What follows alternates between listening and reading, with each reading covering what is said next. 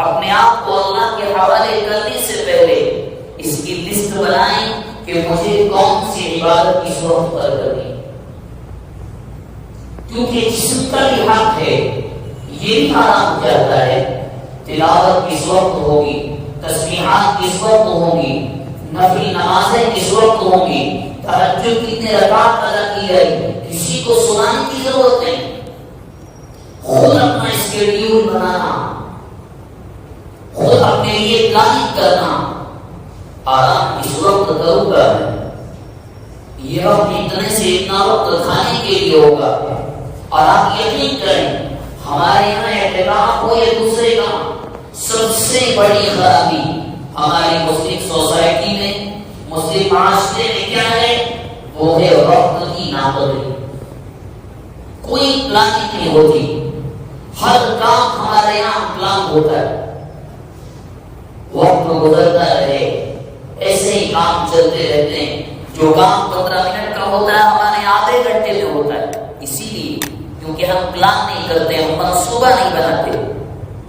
اور اس کے بعد معتکفین کے لیے جو بھی ہو، اپنے دل کے حال سے میں زیادہ واقف، آپ اپنے دل کے حال سے آپ زیادہ واقف۔ اکابر علماء فرماتے ہیں جو اعتکاف میں بیٹھنے والے ہوں وہ اپنے دل سے پوچھیں کہ تو کون سا گناہ سب سے زیادہ کرتا ہے، جھوٹ بولتا ہے، خود اللہ کے دربار میں نیت کرے میں جھوٹ بولتا ہوں، اے اللہ یہ 10 دن ایسے گزرے کہ زبان صرف سچ بولے، میں کاروبار میں دھوکے دیتا ہوں، میں 10 دن کے بعد ایسا نکلوں چاہے نفع تک ہو مگر دھوکہ کسی کو نہ دو، میں رشتہ داریاں توڑتا ہوں، 10 دن کے بعد ایسا نکلوں کہ رشتہ داروں سے جا کر خود ملوں، محبتیں بڑھوں، نفرتوں کو ختم کروں، محبتیں پھیلاؤں، نفرتوں کو سمیٹ لوں۔ خود اپنے دل سے سوال کریں، اگر نہ کر سکیں اور آسان شکل میں آپ کو بتاؤں، ایک چھوٹی سی سلپ بنائیں، میرے اندر کیا گناہ ہیں، کیا غلطیاں ہیں، میں جھوٹ بولتا ہوں، میں وعدہ توڑتا ہوں، میں ذرا سی بحث ہو جائے تو گندی گندی گالیوں پر اترتا ہوں، میں تہمتیں لگاتا ہوں، میں الزام لگاتا ہوں، میں نے بہنوں کا حق کھا لیا ہے، میں نے وارثین کے حق کو دبا دیا ہے، میں نے قرض لے کر قرض کی ادائیگی کی طاقت ہونے کے باوجود قرض ادا نہیں کیا ہے۔ جتنے گناہ ہیں سب کو ایک پرچے پر لکھیں اور اللہ سے دعا مانگے، مولا میرے زبان سے آپ کے سامنے کہہ نہیں سکتا، میں عرض نہیں کر سکتا، ان سے افضل دل کوئی نہیں آئیں گے، اس سے افضل دل پورے سال میں کوئی نہیں آتا۔ رمضان ہے، آخری عشرہ ہے، تاخرات ہے، صبح تہجد کا وقت ہے، اور رو کر کہیں اللہ سے کہ اللہ ہم جانتے ہیں آپ آسمانی دنیا پر ہیں، ہماری آواز آپ تک پہنچ رہی ہے، آپ سن رہے ہیں، میں دنیا والوں سے کٹ کر اعتکاف کے اندر صرف اس لیے آیا ہوں میں گناہوں سے پاک ہو جاؤں۔ گڑگڑا کر کہیں کہ مولا میں تنگ آ چکا ہوں، طبیعت بیزار ہے، دنیا والے میرے کپڑوں کی وجہ سے میری عزت کرتے ہیں، میرے خوشبو کی وجہ سے میری عزت کرتے ہیں، میرے ہنر کی وجہ سے میری عزت کرتے ہیں، مگر مولا تو جانتا ہے میں کتنا گندا ہوں، یہ برائیاں تیرے سامنے لے کر آیا ہوں، تو صاف کر دے گا، تیرا کچھ نہیں بگڑے گا، میرا بیڑا پار ہو جائے گا۔ آپ یقین کریں دنیا کی ہر چیز سے کٹا ہوا شخص، اللہ کے لیے نیت کر کے بیٹھنے والا شخص جب رو کر یہ کہتا ہے، آپ یقین کیجئے اور یقین کے ساتھ ان دعاؤں کو کریں، اللہ کی رحمت مایوس نہیں کرتی۔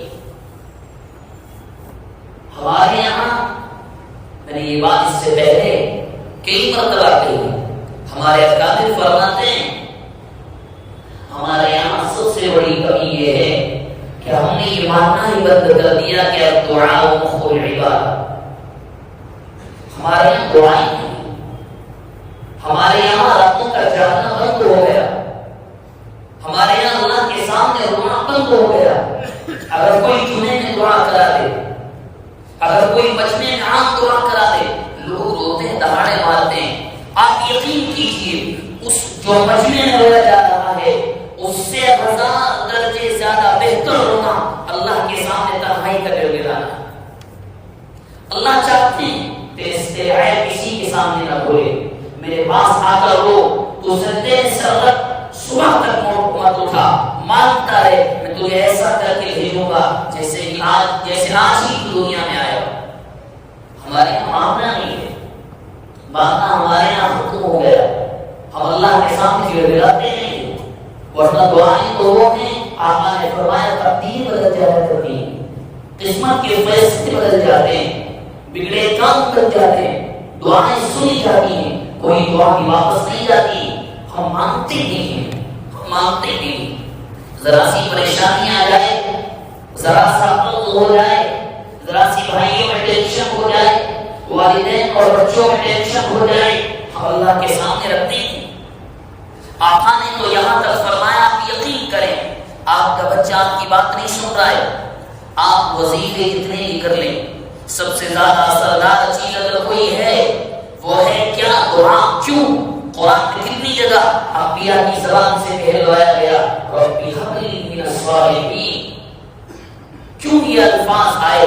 کیوں بار بار یہ کہلوایا گیا؟ اولاد کی فرمانبرداری کے لیے. ہم اللہ سے گڑگڑا کر مانگتے نہیں ہیں. آقا تو یوں فرما کر گئے گھر میں سالن بن رہا ہو، گھر میں اچھی ڈش بن رہی ہو، نمک کم پڑ جائے. توحید کا درجہ کیا ہے کہ تم نمک کس سے مانگو؟ پڑوسی سے. یہ دنیا کا مانگو. آقا نے فرمایا توحید کا درجہ یہ ہے کہ تم اللہ سے گڑگڑا کر مانگو مولا نمک نہیں سوچی. سوچی اس آدمی کی وحدانیت کا لیول کیا ہوگا. اللہ کے نبی نے فرمایا پہلے جوتا پہنا ہے، جوتے کا تسمہ نکل جائے جس سے باندھتے ہیں، اب وہ جوتا ڈھیلا ہے، چلنے میں تکلیف ہو رہی، کیا کرتے ہیں کہ پیسے جا کر خرید کر ڈال لیتے. اس کے مانگنے سے اس کے کام کرنے سے پہلے اللہ کے نبی نے فرمایا اللہ سے مانگو، یہ بھی اللہ دے. اور اس سے نچلا درجہ نمک کے چند جو ذرات ہوتے ہیں اس سے نچلا درجہ کچھ اور ہو سکتا ہے. اللہ کے نبی نے اتنی انتہا درجے کی بات سمجھا لی. اس کے ذریعے سے اشارہ یہ تھا کہ یہاں سے لے کر یہاں تک کی ضروریات سوائے رب العالمین کی کوئی اور پورا نہیں کر سکتا. ہمارے یہاں میں نے پھر کہا ہمارے یہاں مانگنا کہتے ہیں میرے بھائی ایک بالکل کونے میں بیٹھ جائیے. آپ غلطیاں آپ سے ہو گئی ہیں، اللہ کے سامنے دامن پھیلا دیں، روئیں، گڑگڑائیں، منائیں اور اللہ سے کہیں تو نے کہا ہے، تو نے بلایا میں آیا ہوں، تو نے وہ کہا نبی عبادی انی انا الغفور الرحیم، میں اس کی تیرے پاس آیا ہوں. وہ خالی ہاتھ نہیں لوٹائیں گے. پہلی بات تو مجھے آپ سے یاد کرنی تھی اعتکاف کے تعلق سے. رہا اعتکاف کی وہ مسائل کی چیزوں سے اعتکاف ٹوٹ جاتا ہے، یہ وقت ہم تفصیلات کریں گے. آپ علماء سے پوچھ سکتے ہیں کہ اعتکاف کی چیزوں سے ٹوٹ جاتا ہے. بس ایک درخواست کرنی ہے کہ جو معتکفین حضرات ہوں اللہ کے لیے موبائل کی لعنت سے آپ پرہیز کر لیں. بس موبائل کو بھی آپ اعتکاف میں رکھیں 10 دن کے لیے. بس ضرورت ہے چھوٹا فون یوز کر لیں. آپ یقین کریں آپ خود کتنے سکون میں رہیں گے. 10 دن بعد آپ خود آ کر کے بولیں گے کہاں سے ہی کہا. دنیا کی 90% جو بیکار کی باتیں ہیں ان سے آپ بالکل محفوظ ہو جائیں. دوسری بات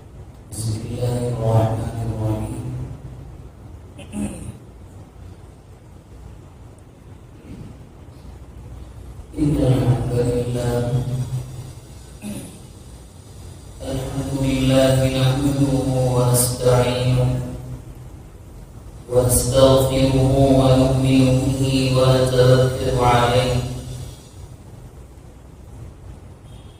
ونعوذ بالله من شرور أنفسنا ومن سيئات أعمالنا.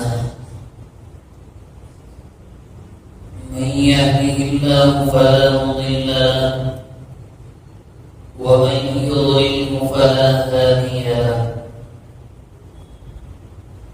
ونشهد أن لا إله إلا الله وحده لا شريك له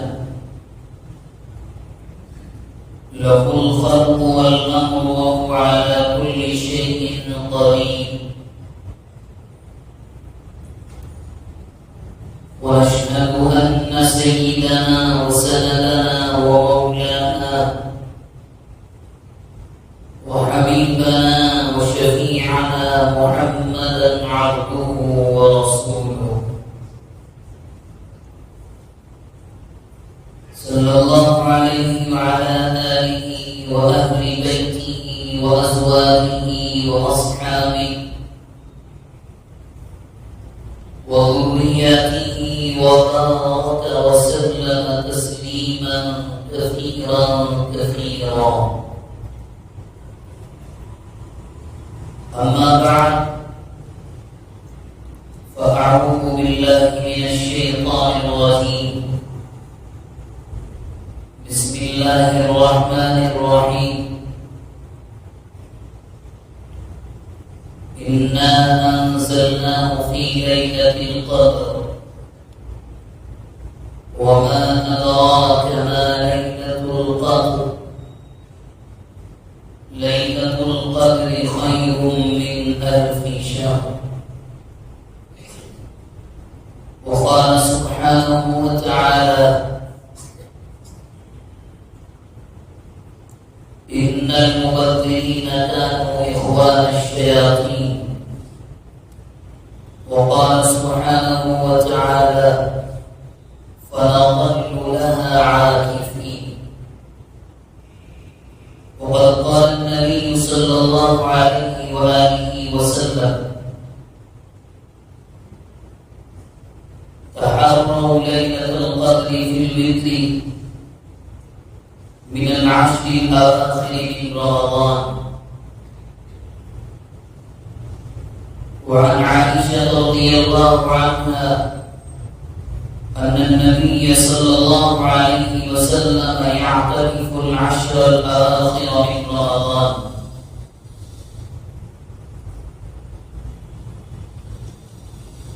أو كما قال النبي صلى الله عليه وآله وسلم: اللهم صل على محمد النبي الأمي وعلى آله وسلم تسليما. اللهم صل على محمد النبي الأمي وعلى آله وسلم تسليما. اللهم صل على محمد النبي الأمي وعلى آله وسلم تسليما.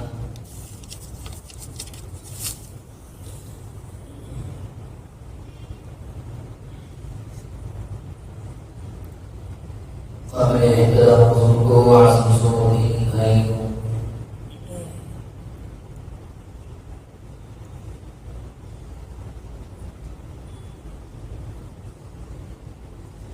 رمضان المبارک ہر سال کی طرح اس سال بھی آیا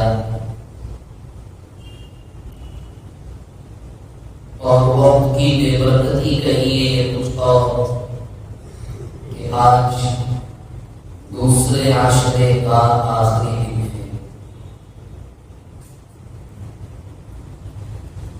کیسے گزر گیا، کس نے کیا کمایا، کیا کھویا، کیا پایا، ہر ایک اپنے بارے میں بہتر اور زیادہ جانتا ہے.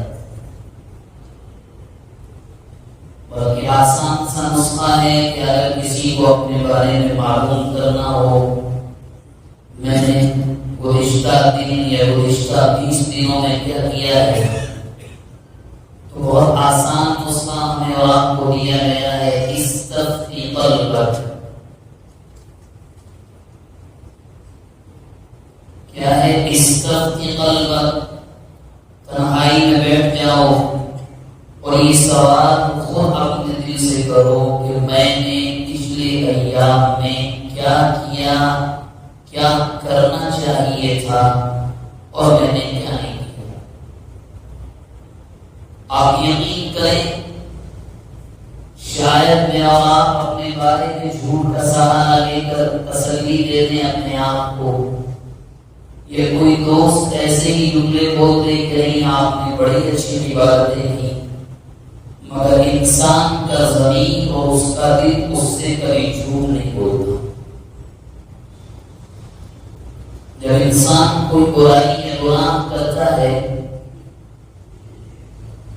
تو یہ لازم ہے، یہ طے ہے کہ اس کا ضمیر اس کو برا بھلا کہتا ہے، اندر سے آواز آتی ہے کہ تم نے جو عمل ابھی کیا ہے یہ انتہائی غلط ہے۔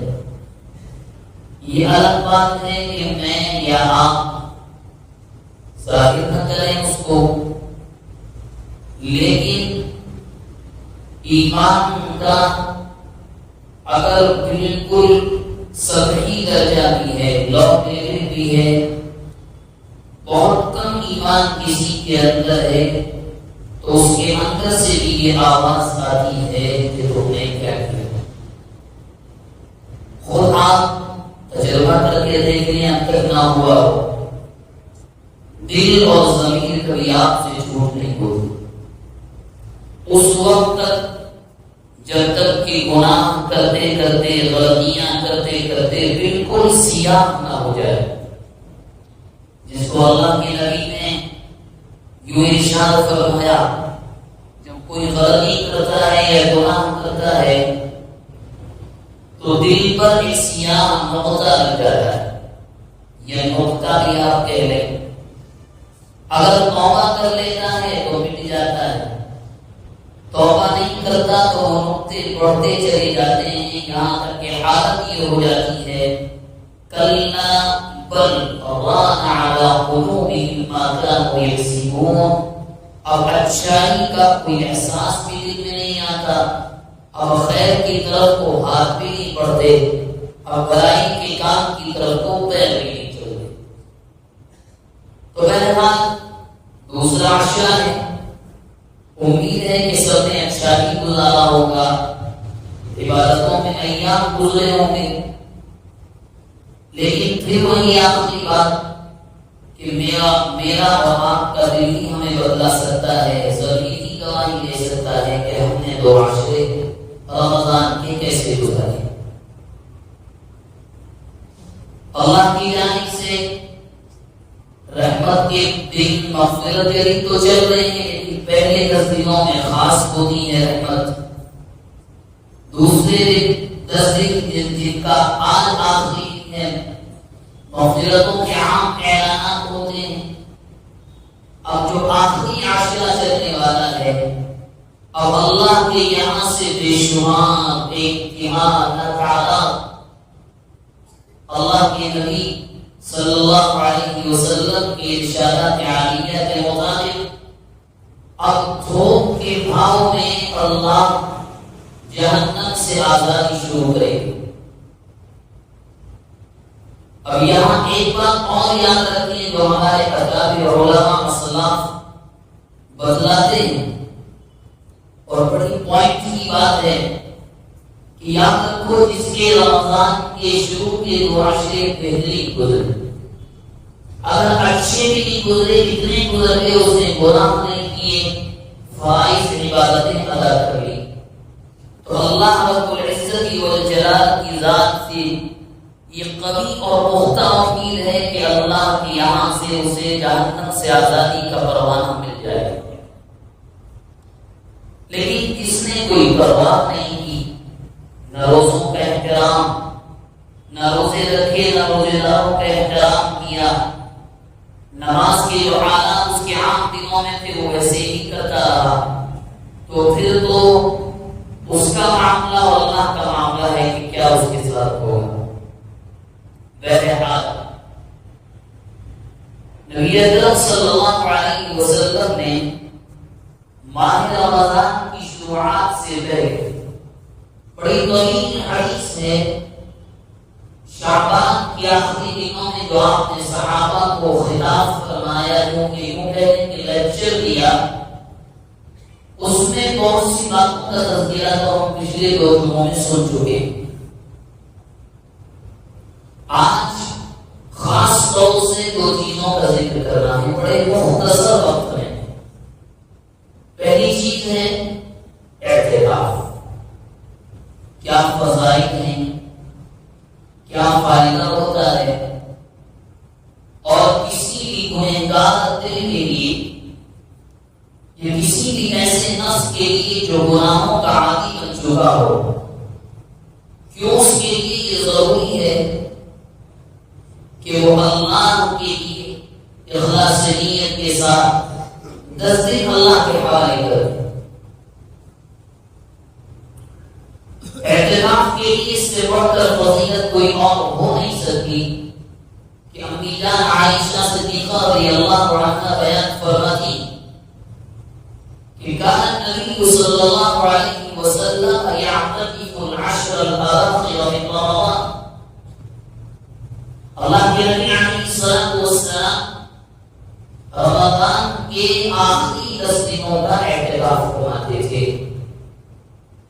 ایک دوسری حدیث میں آپ کے بارے میں صحابی نقل کرتے ہیں کہ اللہ کے نبی علیہ الصلوۃ والسلام رمضان کے آخری دنوں کا اعتکاف فرماتے رہے، اور آخر میں الفاظ آئے حتی توفاہ اللہ، یہاں تک کہ اللہ کے نبی کا وصال ہو گیا۔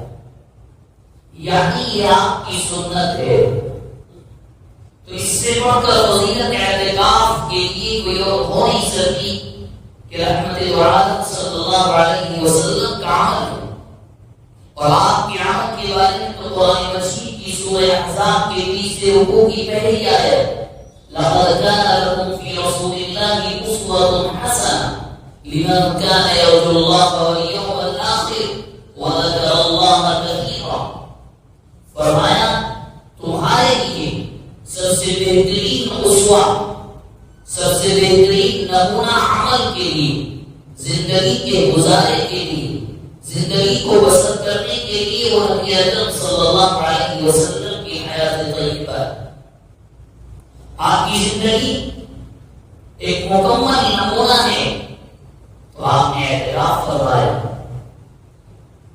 اعتکاف کرنے والے کی یہ سب سے بڑی فضیلت نمبر 1 تو یہ کہ وہ اپنے 10 دنوں کو اللہ کے حوالے کر دیتا ہے اخلاص نیت کے ساتھ کہ اللہ میں تیرے در پہ آیا ہوں، ان 10 دنوں کا لمحہ لمحہ سوائے میری ضروریات اصلیہ کی جو میری مجبوریاں ہیں ان کے علاوہ سب تیرے حوالے۔ دوسری چیز جو لوگ اعتکاف کرتے ہیں ان کے لیے، اور اس لیے میں آپ کو سناؤں تاکہ آپ خود اس کی نیت کریں، کیونکہ اعتکاف کا وقت آج جن لوگوں کو بیٹھنا ہے یا جنہوں کو ارادہ کرنا چاہتے ہیں آج سے شروع ہو جائے گا مغرب سے پہلے۔ نبی اکرم صلی اللہ علیہ وسلم نے فرمایا اعتکاف میں جو انسان بیٹھتا ہے اس کے لیے فضیلت یہ ہے کہ وہ اپنے آپ کو اللہ کے حوالے کر دیتا ہے۔ اور اعتکاف کے بارے میں ایک چیز اور یاد رکھیں، اعتکاف کوئی ہماری شریعت میں نیا نہیں، صرف مذہب اسلام میں نہیں، یہ تو نام عربی زبان کا لفظ ہے، اس لیے ہم نے سمجھ لیا خالص ہمارا۔ دوسرے مذاہب میں آج بھی لوگ کرتے ہیں۔ دھیان لگانا کس کو کہتے ہیں؟ کسی کو مورتی کے سامنے باؤ ڈاؤن ہو جانا کس کو کہا جاتا ہے؟ کسی کے نام کو جپنا کس کو کہتے ہیں؟ ایک کونے میں بیٹھ کر کسی کو بار بار کسی کے نام کو دہرانا، اسی کا نام اعتکاف ہے۔ دنیا سے کٹ کر، دنیا کی تمام چیزوں سے کٹ کر انسان صرف اس کا ہو جائے جس کو پوچھتا ہے، جس کو وہ مانتا ہے۔ اور اس سے پہلے امتوں میں یہ اعتکاف لانا چاہے شکلیں بدلتی رہی، مگر ہمارے لیے نبی اکرم صلی اللہ علیہ وسلم نے باقاعدہ کر کے نکلا، صحابہ نے آپ کے ساتھ کیا اور آپ نے پابندی سے اس عمل کو کیا۔ دو چیزیں۔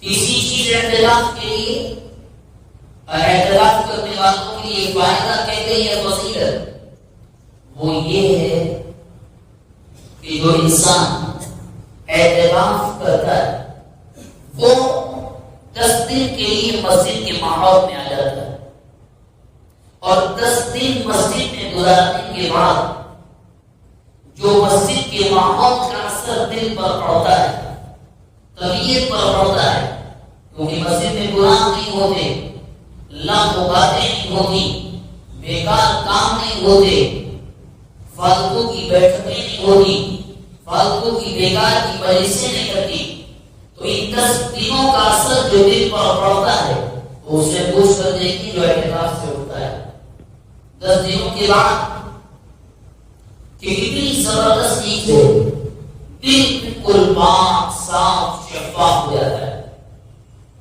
ایک دم اللہ کے حوالے، نمازوں کو قدم جلدی بڑھتے ہیں، خیر کی طرف دل جلدی جاتا ہے، کام میں اچھی باتیں بہت جلدی اندر آتی ہیں، دل کو قبول کرتا ہے، پھر جسم ان کو اعمال کے ذریعے سے ظاہر کرتا ہے۔ اس کے علاوہ جو لوگ اعتکاف کرتے ہیں ان کے لیے سب سے ضروری چیز یہ ہے کہ ہمارے یہاں بعض اوقات جو لوگ اعتکاف کرنے والے ہیں ان کی خدمت میں بڑے ادب کے ساتھ ان کی پلاننگ، ان کا اسکیڈیول بہت اچھا ہو جاتا ہے، کون بچہ کس وقت کھانا لے کر آئے گا، چائے کے اوقات کیا ہوں گے، فلاں ٹائم فلاں وقت پر کون سا کام ہوگا۔ اس سے زیادہ ضروری جو کام معتکف کے لیے ہے اور جو اصل اعتکاف کی روح ہے وہ یہ ہے کہ اعتکاف میں بیٹھنے سے پہلے، اپنے آپ کو اللہ کے حوالے کرنے سے پہلے اس کی لسٹ بنائیں کہ مجھے کون سی عبادت اس وقت پر کرنی، کیونکہ جسم کا بھی حق ہے، یہ بھی آرام چاہتا ہے، تلاوت کس وقت ہوگی، تسبیحات کس وقت ہوں گی، نفلی نمازیں کس وقت ہوں گی، تہجد کتنے رکعت ادا کی گئی، کسی کو سنانے کی ضرورت نہیں، خود اپنا اسکیڈیول بنانا، خود اپنے لیے پلاننگ کرنا، آرام کس وقت کروں گا، یہ وقت اتنے سے اتنا وقت کھانے کے لیے ہوگا، اور آپ یقین کریں ہمارے یہاں اعتکاف ہو یا دوسرے کا، سب سے بڑی خرابی ہماری مسلم سوسائٹی میں، مسلم معاشرے میں کیا ہے، وہ ہے وقت کی ناقدری، کوئی پلاننگ نہیں ہوتی، ہر کام ہمارے یہاں پلان ہوتا ہے، وقت گزرتا رہے، ایسے ہی کام چلتے رہتے ہیں، جو کام 15 منٹ کا ہوتا ہے ہمارے آدھے گھنٹے میں ہوتا ہے، اسی لیے کیونکہ ہم پلان نہیں کرتے، ہم منصوبہ نہیں بناتے۔ اور اس کے بعد معتکفین کے لیے جو بھی ہو اپنے دل کے حال سے میں زیادہ واقف، آپ اپنے دل کے حال سے آپ زیادہ واقف۔ اکابر علماء فرماتے ہیں جو اعتکاف میں بیٹھنے والے ہوں وہ اپنے دل سے پوچھیں کہ تو کون سا گناہ سب سے زیادہ کرتا ہے، جھوٹ بولتا ہے، خود اللہ کی دربار میں نیت کرے میں جھوٹ بولتا ہوں، اے اللہ یہ 10 دن ایسے گزرنے کی زبان سے سچ بولے، میں کاروبار دھوکے دیتا ہوں، میں 10 دن کے بعد ایسا نکلوں چاہے نفع کم ہو مگر دھوکہ کسی کو نہ دو، میں رشتہ داریاں توڑتا ہوں، 10 دن کے بعد ایسا نکلوں کہ رشتہ داروں سے جا کر خود ملوں، محبتیں بڑھوں، نفرتوں کو ختم کروں، محبتیں پھیلاؤں، نفرتوں کو سمیٹ لوں، خود اپنے دل سے سوال کریں، اگر نہ کر سکیں اور آسان شکل میں آپ کو بتاؤں، ایک چھوٹی سی سلپ بنائیں، میرے اندر کیا گناہ ہیں، کیا غلطیاں ہیں، میں جھوٹ بولتا ہوں، میں وعدہ توڑتا ہوں، میں ذرا سی بحث ہو جائے تو گندی گندی گالیوں پر اترتا ہوں،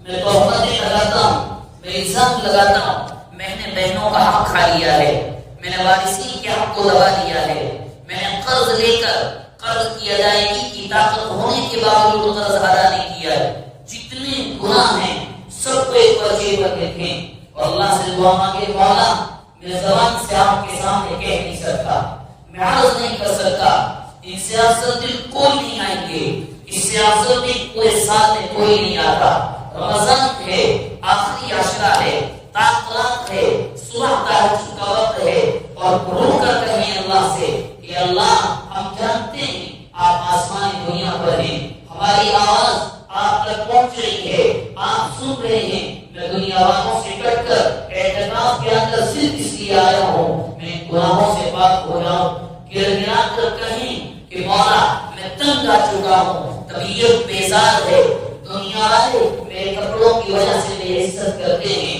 میری خوشبو کی وجہ سے میری عزت کرتے ہیں، میرے ہنر کی وجہ سے میری عزت کرتے ہیں، مگر مولا تو جانتا ہے میں کتنا گندا ہوں، یہ برائیاں تیرے سامنے لے کر آیا ہوں، تو صاف کر دے گا، تیرا کچھ نہیں بگڑے گا، میرا بیڑا پار ہو جائے گا۔ آپ یقین کریں دنیا کی ہر چیز سے کٹا ہوا شخص، اللہ کے لیے نیت کر کے بیٹھنے والا شخص جب رو کر یہ کہتا ہے، آپ یقین کیجئے اور یقین کے ساتھ ان دعاؤں کو کریں، اللہ کی رحمت مایوس نہیں کرتی۔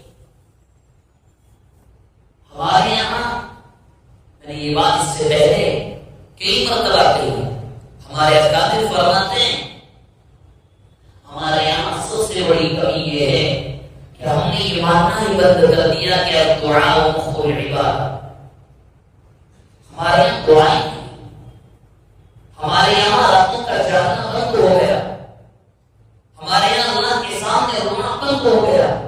اگر کوئی جمعے میں دعا کرا دے، اگر کوئی بچنے میں عام دعا کرا دے، لوگ روتے ہیں، دہاڑے مارتے ہیں۔ آپ یقین کیجئے اس جو مجمع میں رویا جا رہا ہے اس سے 1000 درجے زیادہ بہتر رونا اللہ کے سامنے تنہائی کا گڑگڑانا۔ اللہ چاہتے ہیں کہ اس کے عیب کسی کے سامنے نہ کھولے، میرے پاس آ کر رو، تو سجدے میں سر رکھ، صبح تک مت اٹھا، مانگتا رہے، میں تجھے ایسا کر کے بھیجوں گا جیسے آج ہی تو دنیا میں آیا۔ ہمارے یہاں مانگنا نہیں ہے، مانگنا ہمارے یہاں ختم ہو گیا، ہم اللہ کے سامنے گڑگڑاتے نہیں، ورنہ دعائیں تو وہ ہیں آقا نے فرمایا تقدیر بدل جایا کرتی ہیں، قسمت کے فیصلے بدل جاتے ہیں، بگڑے کام کر جاتے ہیں، دعائیں سنی جاتی ہیں، کوئی دعا بھی واپس نہیں جاتی۔ ہم مانگتے نہیں ہیں، ہم مانگتے نہیں، ذرا سی پریشانی آ جائے، ذرا سا قرض ہو جائے، ذرا سی بھائیوں میں ٹینشن ہو جائے، والدین اور بچوں میں ٹینشن ہو جائے، ہم اللہ کے سامنے رکھتے ہیں۔ آقا نے تو یہاں تک فرمایا آپ یقین کریں، آپ کا بچہ آپ کی بات نہیں سن رہا ہے، آپ وظیفے جتنے ہی کر لیں، سب سے زیادہ اثردار چیز اگر کوئی ہے وہ ہے کیا؟ دعا۔ کیوں؟ قرآن میں کتنی جگہ انبیاء کی زبان سے کہلوایا گیا ربی ہب لی من الصالحین، کیوں یہ الفاظ آئے، کیوں بار بار یہ کہلوایا گیا؟ اولاد کی فرمانبرداری کے لیے ہم اللہ سے گڑگڑا کر مانگتے نہیں ہیں۔ آقا تو یوں فرما کر گئے گھر میں سالن بن رہا ہو، گھر میں اچھی ڈش بن رہی ہو، نمک کم پڑ جائے، توحید کا اعلیٰ درجہ کیا ہے کہ تم نمک کس سے مانگو؟ پڑوسی سے، یہ دنیا کا مانگو۔ آقا نے فرمایا توحید کا اعلیٰ درجہ یہ ہے کہ تم اللہ سے گڑگڑا کر مانگو مولا نمک نہیں ہے سوچی اس آدمی کی وحدانیت کا لیول کیا ہوگا۔ اللہ کے نبی نے فرمایا پہلے جوتا پہنا ہے، جوتے کا تسمہ نکل جائے جس سے باندھتے ہیں، اب وہ جوتا ڈھیلا ہے، چلنے میں تکلیف ہو رہی، کیا کرتے ہیں؟ جیب میں پیسے جا کر خرید کر ڈال دیتے، اس کے مانگنے سے اس کے کام کرنے سے اللہ کے نبی نے فرمایا اللہ سے مانگو، یہ بھی اللہ دے۔ اور اس سے نچلا درجہ نمک کے چند جو ذرات ہوتے ہیں اس سے نچلا درجہ کچھ اور ہو سکتا ہے۔ اللہ کے نبی نے اتنی انتہا درجے کی بات سمجھا دی، اس کے ذریعے سے اشارہ یہ تھا کہ یہاں سے لے کر یہاں تک کی ضروریات سوائے رب العالمین کی کوئی اور پورا نہیں کر سکتا۔ ہمارے یہاں میں پھر کہا ہمارے یہاں مانگنے میں مانگنا کہتے ہیں میرے بھائی ایک بالکل کونے میں بیٹھ جائیے، آپ غلطیاں آپ سے ہو گئی ہیں، اللہ کے سامنے دامن پھیلا دیں، روئیں، گڑگڑائیں، منائیں اور اللہ سے کہیں تو نے کہا ہے، تو نے بلایا میں آیا ہوں، تو نے وہ کہا نبی عبادی نبی انا الغفور الرحیم، میں اس لیے تیرے پاس آیا ہوں، وہ خالی ہاتھ نہیں لوٹائیں گے۔ پہلی بات تو مجھے آپ سے یاد کرنی تھی اعتکاف کے تعلق سے، رہا اعتکاف کی وہ مسائل کی چیزوں سے اعتکاف ٹوٹ جاتا ہے، یہ وقت ہم تفصیلات کریں، آپ علماء سے پوچھ سکتے ہیں کہ اعتکاف کی چیزوں سے ٹوٹ جاتا ہے، بس ایک درخواست کرنی ہے کہ جو معتکفین حضرات ہوں اللہ کے لیے موبائل کی لات سے آپ پرہیز کر لیں. بس موبائل کو بھی آپ اعتکاف میں رکھیں 10 دن کے لیے، بس ضرورت ہے چھوٹا فون یوز کر لیں. آپ یقین کریں آپ خود اتنے سکون میں رہیں گے 10 دن بعد آپ خود آ کر کے بولیں گے کہاں صحیح کہا. دنیا کی 90% جو بیکار کی باتیں ہیں ان سے آپ بالکل محفوظ ہو جائیں. دوسری بات جو خصوصاً آج ذکر کرنی ہے وہ یہ ہے کہ 20 رمضان آج افطار کرتے ہی ہو جائیں گے، اور برائے مہربانی اس بات کو سنجیدگی سے ہو سکے تو پہنچا بھی دیں دوسروں تک. یعنی آخری عشرہ آج مغرب سے شروع ہو جائے گا. آخری عشرے کے بارے میں اللہ کے نبی نے جو سب سے بڑی فضیلت والی بات فرمائی وہ فرمایا تحروا لیلۃ القدر فی الوتر فی العشر الاواخر من رمضان. رمضان کے آخری عشرے کی تاک راتوں میں لیلۃ القدر کو تلاش کرو، اور اس بات کو آپ نے بہت مرتبہ مکررہ فرمایا. بلکہ تفصیلات میں جائے بغیر مختصر آپ سے ذکر کروں، لیلۃ القدر کا پتہ آپ کو بتا دیا گیا تھا. آپ باہر آئے، ایک دو صحابہ میں بحث و مباحثہ ہو رہا تھا، آپ کو مراد بھلا گئی. پہلا سبب تو یہ ملتا ہے تاخرات کی لیلۃ القدر کے حوالے سے کہ جھگڑا اچھی علامت تو نہیں، بحث و مباحثہ اچھی چیز تو ہو نہیں سکتی. خیر یہ باتیں تو ہم تعلیمات میں بیانات میں بہت سنتے ہیں. اب جو اصل بات ذکر کرنی ہے کہ اسی لیلۃ القدر کو تلاش کرنے کے جس کی تلاش کو اللہ کے نبی نے پوری امت سے کہا کہ لیلۃ القدر کو آخری عشرے کی تاک راتوں میں تلاش کرو. اور لیلۃ القدر کیا ہے؟ قرآن یہ کہہ رہا ہے کہ تم کیا جانو لیلۃ القدر کیا ہے؟ خیر من الف شہر، 1000 مہینوں کی عبادت سے بہتر صرف ایک رات کی عبادت. اتنی بڑی رات آج سے جو عشرہ شروع ہوگا آخری رمضان تک کب آ جائے کسی کو نہیں معلوم، کسی کو نہیں معلوم. 21 کی رات کو ہو، 23 کو ہو، 25 کو ہو، 27 کو ہو، 29 کو نہیں معلوم کسی کو، نہ کوئی بتا سکتا ہے، خود اللہ کے نبی نہیں بتا سکتے. تو ہمارے یہاں بالخصوص ہمارے شہر یا اس کے علاوہ بھی علاقوں لیلۃ القدر کی تلاش کے لیے ہم تاک راتوں میں عبادتیں کرتے ہیں. اسی تاک رات کے حوالے سے مجھے آپ سے دو یا تین باتیں ہیں. نمبر 1 کہ میرے بھائی تاک رات میں اجتماعی عبادت نہیں ہے، قطعاً نہیں ہے. اجتماعی عبادت نہیں ہے. عبادت چھوڑیے، جتھوں میں نکل جانا، جماعتیں بنا لینا، گپ شپ لگانا، اور اللہ بھلا کرے ہم چائے پلانے والوں کا، چاہے وہ پیسوں کے بدلے پلانا یا فری کے بدلے، اس چائے کی مجلس میں جو رمضان میں عبادتوں کا ستیاناش کیا ہے وہ نہ کہلوائیں. تفسیر کی بے حرمتیاں، قرآن کی تراویح چل رہی ہو، چائے کی چسکیاں ایسی بے احترامی ہے کہ نہ کہلوائیں. نہ قرآن کا احترام باقی، نہ قرآن کی تلاوت کا احترام باقی، نہ تفسیر کا احترام باقی. ایسا ستیاناش کیا ہے چائے کی مجلسوں میں. اب جو تاخرات آج سے شروع ہوگی بغیر کسی لگی لپٹی کے، ہم آپ سے صاف کہہ رہے ہیں کتاب و سنت کی روشنی میں اجتماعی عبادت اللہ کے نبی نے کبھی نہیں کی ہے. تاخرات کا مطلب یہ ہے کہ آپ اور میں لیلۃ القدر کو تلاش کریں. کیسے؟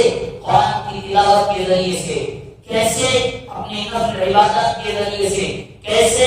صلاۃ التسبیح کے ذریعے سے، کیسے؟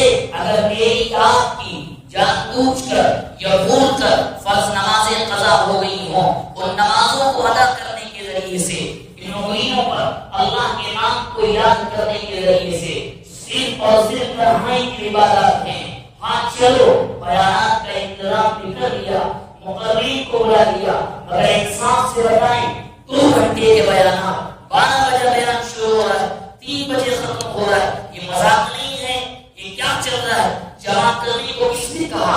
آدھا گھنٹہ نصیحت کرائیں، 1 گھنٹہ بیان کرائیں. یہاں بیانات چل رہے ہیں، یہاں دعائیں آدھا گھنٹے کی چل رہی ہیں. ہم نے پھر کہا کہ اجتماعی دعا کا تصور اسلام میں نہیں ہے. مانگنا ہے، مانگیے رب سے تنہائی میں بیٹھ کر، روئیے اس کے سامنے گڑگڑائیے. نہیں آتا علماء سے پوچھیے گا. ہمارے یہاں الگ ہی کھیل چل رہا ہے، الگ ہی چیزیں چل رہی ہیں. تو 200 لوگ بیان میں بیٹھے ہوتے ہیں، 400 باہر کھڑے. آپ سوچیں کوئی غیر کیا تصور لے گا. یہ ہوتا ہے مسجد کا ماحول جو ہم نے بنا دیا. بار بار ہر سال کہا جا رہا اللہ کے لیے کنٹرول کیجیے، کنٹرول کیجیے. آدھے گھنٹے کا بیان ہو گیا، 1 گھنٹے کا بیان ہو گیا. مختصر 1 گھنٹے میں اپنے پروگرام کو سمیٹیں اور لوگوں کو اس پروگرام میں نصیحت کی جائے کہ تنہائی کی عبادت کریں. جلسوں کا لگا لینا، جلسوں کا قیام کر لینا، یہ کم از کم اللہ کے نبی نے تو نہیں سکھلایا. کم از کم اللہ کے نبی تو بدلا کر نہیں گئے. آپ تو اعتکاف میں بیٹھ جاتے تھے، آپ تو تنہائی کی عبادتوں میں مشغول رہتے تھے. پہلی بات. دوسری بات یہ، جو لوگ یہاں انتظام کر رہے ہوں یہ کسی اور مسجد میں، اللہ کے لیے آپ نے اپنے نام کے ساتھ ذمہ دار لگایا. آپ نے ذمہ دار کہہ کر اجازت دی، اور بغیر کسی لگی لپٹی کے صاف کہہ رہا ہوں، جب آپ نے ذمہ داری لی ہے تو یہاں شامل ہونے والے ہر انسان کی ذمہ دار آپ. مسجد کے باہر کوئی جتھا نہ لگے، کوئی چوری نہ لگے، کوئی جماعت کھڑی نہ ہو. اگر کسی کو برا لگتا ہو لگا کرے، آپ کو ثواب ملے گا. آپ صاف کریں، بیٹھنا ہے اندر آئیے. بیان سنی، اس بیان میں جو واعظ، جو مقرر، جو حاضرین بیان کر رہے ہیں اس کو سن کر ثواب کیجیے. عمل کی نیت سے بیٹھیے، ان کی نگرانی کریں ہر دروازے پر. اور تیسری بات، آپ آنے والوں کے لیے کھانے کا انتظام کرتے ہیں، نہ کوئی شرعی عمل ہے، کچھ نہیں ہے، نہ یہ ثواب کی چیز ہے اور مجھے کہنے میں اس کی شرم نہیں ہے. کوئی لا کر دکھا دے تو الحمدللہ ہم بھی مانگ لیں گے. ٹھیک ہے، مہمانوں کا آپ نے انتظام کیا، اللہ کے لیے اس میں دکھاوا، اس میں دکھاوا نہ. جتنا شبہ کر کریں، ہم کر کس کے لیے رہے ہیں ایک بار یہ سوچیں. بس میں نے آپ کے لیے کیا، اللہ تعالیٰ کل آپ مجھ سے کہیں گے ثواب ان سے ہو جاتا، میرے لیے تو نہیں کیا تھا، آپ نے میرے لیے کر دیا. کل قیامت میں کہا جائے گا ہم ساتھ جا کر ثواب میں ہمارے لیے نہیں کیا تھا. یہی جملے ہیں. آپ جا کر علماء سے پوچھ لیں، اگر آپ کو بات پر یقین نہ ہو، کوئی بھی عمل اگر غیر اللہ کے لیے کیا جائے گا کل قیامت کے لیے صاف کہا جائے گا ثواب جا کر اسی سے دو جس کی نیت سے کیا تھا. اور اگر ہم اللہ کے لیے کر رہے ہیں تو اللہ کو تنہائی کی عبادت کو سننے والا ہے. ہم ثواب کی نیت سے کھلا رہے ہیں تو اگر ہم کسی بند جگہ میں انتظام کر کے مسجد میں لا کر کھلا دیں تو اللہ کو وہاں بھی دیکھنے والے ہیں. انما الاعمال بالنیات، بلکہ اس سے زیادہ بہتر چیز آپ کو بتاؤں، یعلم خائنۃ الاعین وما تخفی الصدور. وہ تو نگاہوں کے اشاروں کو جانتا ہے، وہ تو دلوں کے بھیدوں سے واقف ہے. تو برائے مہربانی ان چیزوں کا خیال رکھیں. اور آخری چیز اپنی مسجد کے تعلق سے آپ سے عرض کرنی ہے، پہلی اور دوسری تعاملات کی اجازت ہموار پیٹ نوجوانوں نے لی ہے الحمدللہ، ان کو منتظمہ ذمہ داروں نے اجازت دے دی.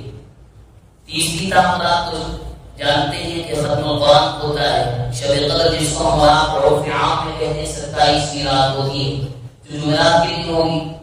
اس کے علاوہ 25ویں اور آخری تعاملات کی جو اجازت ہے وہ جماعت اسلامی کے قرآن میں بھی عام کی طرح ہم بڑے ادب و احترام سے تمام سے جن لوگوں نے اجازت دی ان سے عرض کرتے ہیں، آپ کو جس چیز کی اجازت ملی ہے بس وہی پروگرام کرنے کی اجازت ہے.